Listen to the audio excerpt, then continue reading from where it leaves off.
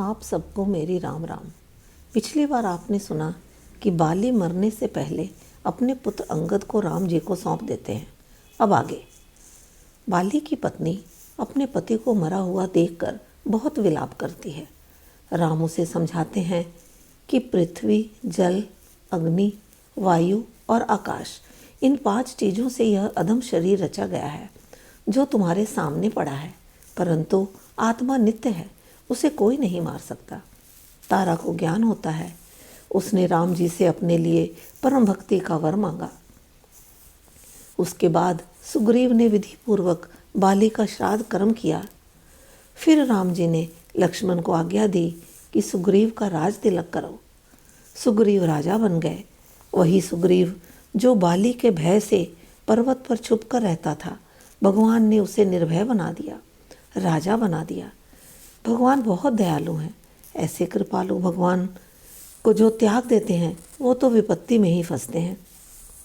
राम कहते हैं, सुग्रीव तुम जाकर अपना राजकाज देखो और मेरा काम याद रखना। राम लक्ष्मण पर्वत पर रहने लगते हैं। देवताओं ने पहले से ही उस पर्वत पर एक गुफा को बहुत सुंदर सजा रखा था कि राम भगवान यहाँ आएंगे। दोनों भाई वहाँ रहने लगे। समय बीतता गया। वर्षा ऋतु बीत गई, शरद ऋतु भी आ गई, मगर सीता की कोई खबर ना मिली। सबकी तरह सुग्रीव भी राज खजाना और स्त्री पाकर सब कुछ भूल गया। सब पा जाने पर खुद को ही भगवान समझने लगते हैं सब। यही सुग्रीव के साथ हुआ।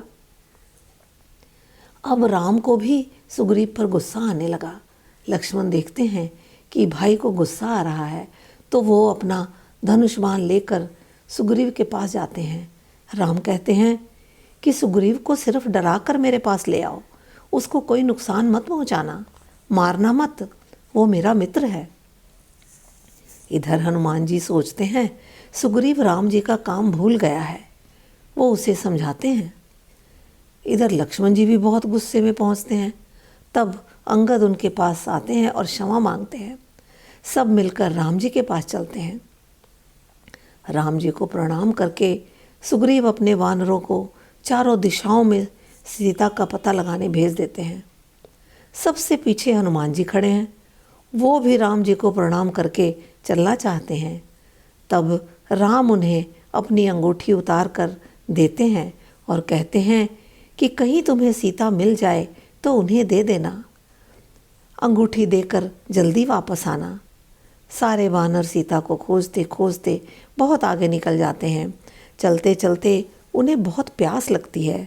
हनुमान जी एक पहाड़ की चोटी पर चढ़कर देखते हैं कि कहीं पानी नजर आ जाए। तब उन्हें एक गुफा दिखाई देती है। आगे की कहानी अगली बार।